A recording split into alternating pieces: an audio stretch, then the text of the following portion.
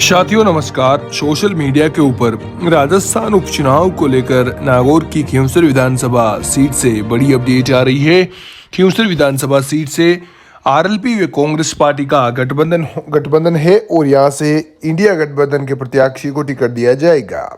अब ऐसे में साथियों इंडिया गठबंधन के प्रत्याशी के रूप में अब जो है पहले तो हनुमान बेनीवाल के भाई नारायण बेनीवाल की सोशल मीडिया के ऊपर कवायतें तेज हो रही थी।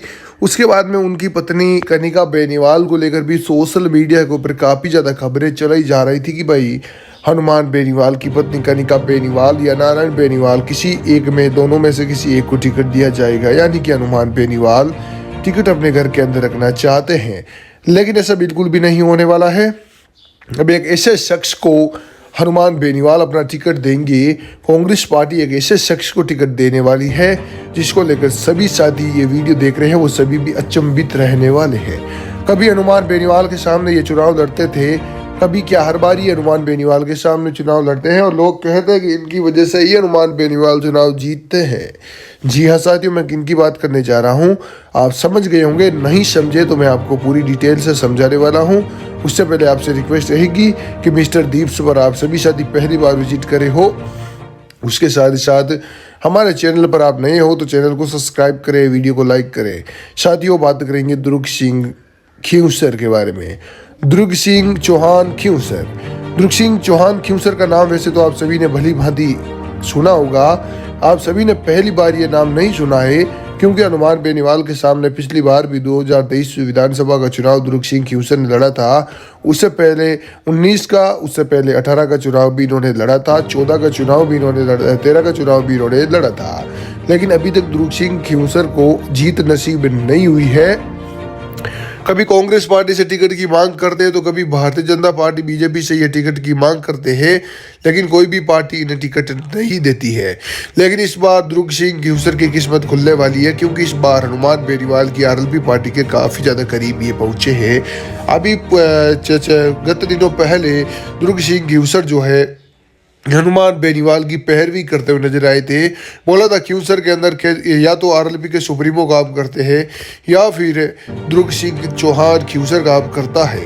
ऐसे में इनका कहने का मतलब आप साफ तौर पर सीधे शब्दों के अंदर समझ गए होंगे कि आखिर ये तारीफ की सियासत क्या है, आखिर इस तारीफ के पीछे की वजह क्या है, आखिर तारीफ निकली तो निकली कैसे, आखिर किन वजहों से दुर्ग सिंह खींवसर ने हनुमान बेनीवाल की तारीफ की है, उसके सीधे शब्दों के अंदर मायने भी आप साफ तौर पर समझ सकते हो।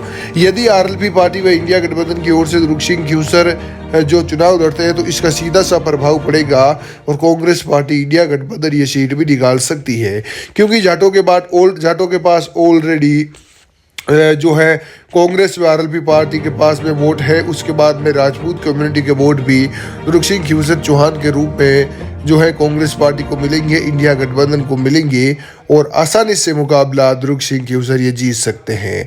लेकिन अब सोशल मीडिया के ऊपर खबरें ये भी तेज हो रही है कि दुर्ग सिंह खींवसर तो जो है आरएलपी व कांग्रेस पार्टी के साथ में चुनाव लड़ेंगे।